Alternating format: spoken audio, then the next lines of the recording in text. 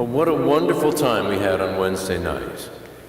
Listening, appreciating, telling stories, and reflecting on what it takes to show up as our best selves at church.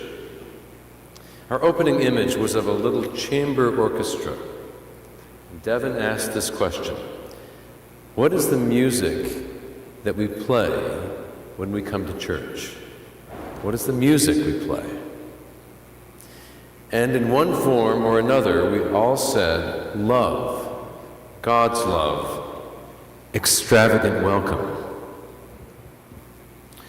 And that last phrase, a phrase I'm well acquainted with, it's almost a catchword with the UCC, a way of putting into a beautiful spirit our theology of welcome. That last phrase reminded me of something about church, really about life. And that is that we enter the presence of the sacred when we find, as we love, that something bigger has surrounded us, that something greater has surprised us in some way. Back when my children were 5, 12, and 14, my wife Betsy learned about something, a major initiative to resettle the lost boys of Sudan, as they were called. These young men had been in camps in Kenya for years, and Lutheran Social Services was resettling them, some of them in Boston. And a friend of ours was hosting 4 of them. Would we consider taking 1? Well, how can you say no when your friend is taking 4? But I remember meeting, actually not 1 but 2 of these young men at Logan Airport on a January evening. They'd been traveling for several days. They had a simple coat, a little small bag of belongings, not much at all. They were tired. They'd been on a long, long flight. And in the next weeks and months, we had the delight of watching them adapt to a new climate, experience snow for the first time, watch with their mouths absolutely wide open as they watched a man cook in the kitchen. Take field trips to New York City with high school friends, continue English studies, and become very astute observers of American life and customs. Well, they came to us, they stayed for a few months, but the quality that we didn't expect exactly, we couldn't have projected, was this quality of connection, a sense of connection with Carlos and Jacob, a sense of connection with other hosts and other homes, an awareness of our own culture seen through their eyes, a kinship and a care that they could show us and we could show them. I guess it felt like being thrown into the deep end of the pool, and we all learned how to swim together. Well, I think we wander onto holy ground, all of us. We wander onto holy ground. And that's what I think was being talked about as we began on Wednesday evening. This idea that it's not just love that it's not just the song we play or the theme of coming to church, a love we can manage. But rather, when we get thrown into the deep end of the pool, we discover a love that surrounds us and surprises us and opens us to something more. I think that's what we were talking about Wednesday evening. So we wander onto holy ground. We don't really realize we're going there. And the risks of love open up our hearts. And I believe that's what this passage from Matthew's Gospel, paralleled in Luke's Gospel as well. It reinforces these ideas. And it uses this image of a field of harvest is how Jesus prays over the people he knows. But the field work that this passage suggests to us is like the field work a social worker might do. Jesus saw himself as a teacher in service of the mission of God's love. Let me say that again. Jesus saw himself as a teacher in the service of the mission of God's love. So the mission of God's love was what he was training his disciples to take to others. So he was not a teacher to create more teachers, and there were reformers like that in his time. He was instead teaching people how to love and how to help others learn how to love. How to love within the beautiful, stirring gospel shalom that he proclaimed, the gospel of peace. Now, Jesus and his critics, the Pharisees, operated against a backdrop of a feeling of failure in the nation of Israel. Hundreds of years without much of a word from God, much of a sense of the presence of God's Spirit, captive to the empire of Rome, and a sense that they really weren't free to worship God as they wanted to worship God. And the Pharisees, Jesus' critics, spent their time correcting and guarding the people against breaking any of the rules of the Torah.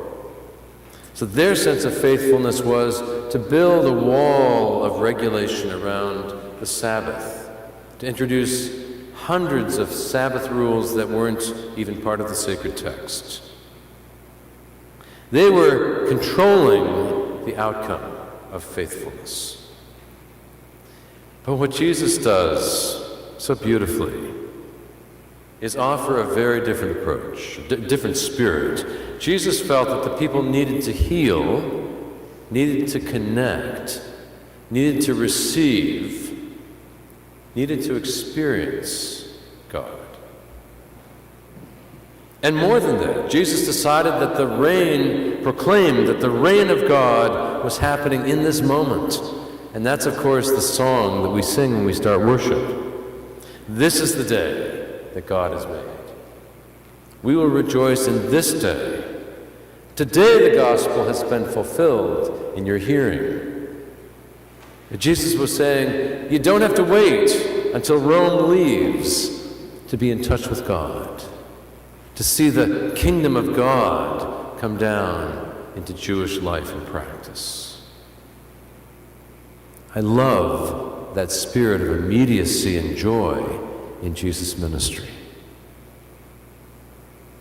So let's think about the people in your life who, like the Pharisees, wanted to correct and control you. Maybe you can bring someone to mind. And then I'd like you to think about the people who could say to you, you are loved. You are loved. Two different spirits, two different messages. So the field work that the disciples were sent out on was a field work delivering the feeling and the message of the gospel of peace, a gospel of healing, a gospel of liberation, a gospel with a word to draw people back into life. So I'd like to imagine three experiences of this field work. I imagine, first of all, that it was thrilling, this field work. Wouldn't you have been thrilled if you'd been part of a massive field work operation where the tools that you had experienced from Jesus, the sense of approach, were tools you could now hold and use and offer to others, a touch of healing, a word of peace, a sense of bringing God's presence to a village. It was thrilling, and in Luke's parallel text, Luke points out that the disciples came back overwhelmed with joy. And Jesus was overwhelmed with joy at the report they brought back from these villages. Now, on the other side, lest we sugarcoat this too much, I think Jesus' instructions themselves suggest that there was plenty of challenge to loving in this way. It was thrilling, it was joyful, but it was challenging as well. It stirred up unwanted feelings. It required of them a set of skills they weren't sure that they owned.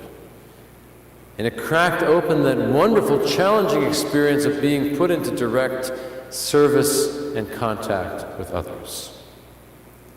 Here are a few paraphrased words from today's text, told by Eugene Peterson. He said, "When you enter a town or village, don't insist on staying in a luxury inn.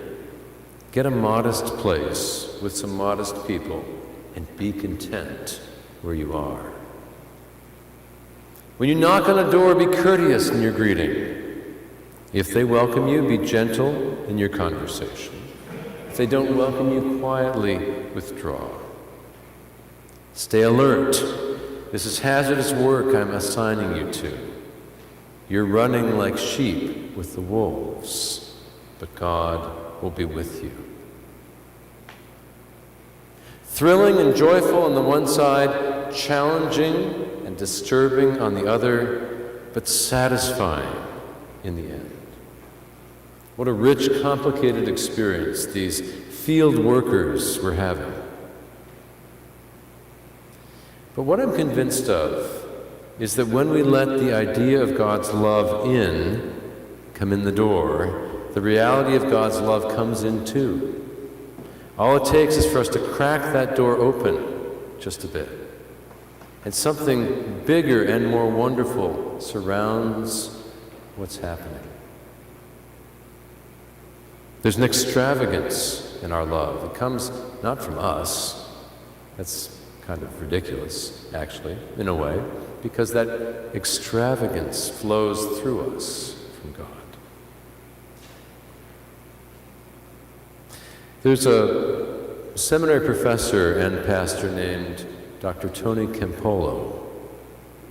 He tells a story of experiencing this kind of field work.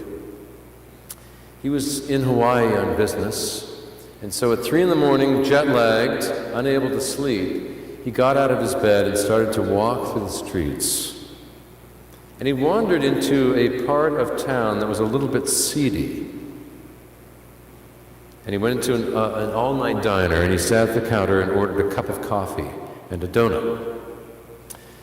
Soon, 8 or 9 young women came in, about 3 a.m, and it was clear that they were prostitutes taking a break from their work. They came in, they sat all around Tony Campolo, and they engaged in a fairly coarse conversation.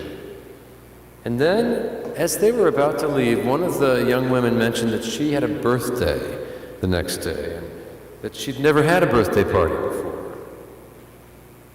And he watched them talk and banter and then leave. And as they left, he turned to the diner's owner and he said, "Do those young women come in every night?" He said, "Every night, same time, about 3 o'clock in the morning." I overheard that one girl say that her birthday was tomorrow. She's never had a birthday party. How about if we throw a birthday party for her? Do you think any of the others in here would want to participate? Well, the owner loved the idea. He said, "Her name is Agnes. I bet she'd love it." And so he went around to the regulars and got their participation, their sense of ownership of this. He told Tony Campolo he'd have to provide the decorations. He'd make the cake. There was a lot of excitement and buzz, and he came at 2:30 the next morning to decorate. And when she opened the door, the place erupted in great shouts of surprise and happy birthday. People pointing to the cake with her name on it. And Agnes was so flabbergasted by all this, so surprised, that finally the owner of the place had to blow out the candles for her. She just was so kind of overwhelmed by it all. And then she said, "I've never had a birthday cake. I need to go show my mother this birthday cake." And she scooped the cake up, and she went right out the door with the cake. And as people were laughing and enjoying the moment, Tony Campolo said, "Could we pray for Agnes?" And so he prayed for her and her friends. And when he looked up, he saw this expression in the owner of that all-night diner. He looked suspicious He looked defensive, in fact. "Hey, what are you, a preacher or something?" "Well, yes, I am, actually," said Tony Campolo. His voice was hard. "What kind of church do you belong to?" And he replied gently, "The kind of church that throws birthday parties for prostitutes." The owner stuck his finger into Tony Campolo's chest. "There ain't no such church. Because if there was, I'd be part of it."